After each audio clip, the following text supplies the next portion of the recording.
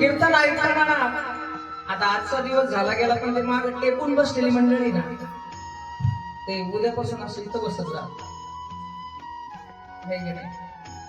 कारण कसं आहे ना कबड्डी खेळत कबड्डी जे जे कबड्डी खेळले असे त्यांना माहिती आहे. कबड्डी जर आंग सोडून खेळला तर पक्क टंगड मोडत. कोणी खेळला असं त्यांना माहिती आहे. आंग सोडून मला लागण लागण म्हणून जर खेळ त्याचं टंगड मोडते.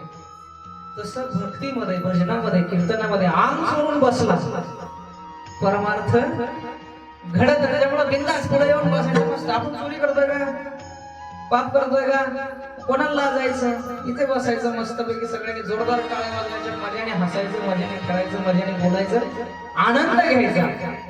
कारण हा 4 दिवस खेळी.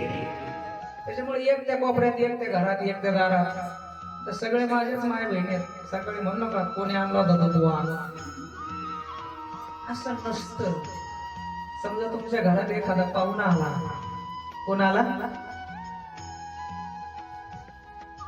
पाहुणा घरापर्यंत बायको मागच्या खोलीत नवरा गोठ्यात आणि पोरं वरच्या माळात. पाहुणा किती दिवस बसल. तुझा 8 दिवसाचं प्लॅनिंग करून आला तो 8 मिनिटात घरातून निघाला. 7 दिवस नाम यज्ञामध्ये नाम शब्दामध्ये भगवंत माझ्या गावामध्ये पाहुणा आला. भगवंत माझ्या मंदिरामध्ये पाहुणा आला तर भगवंताच्या स्वागताला आम्ही सगळे एकत्र बसलो पाहिजे. एक ह्या कोपऱ्याला एक त्या कोपऱ्याला असं देवायला दिसता कामा नाही. देव थांबेल कसं. त्याच्यामुळे आज बसा आता डिस्टर्ब करू नका कोणाला.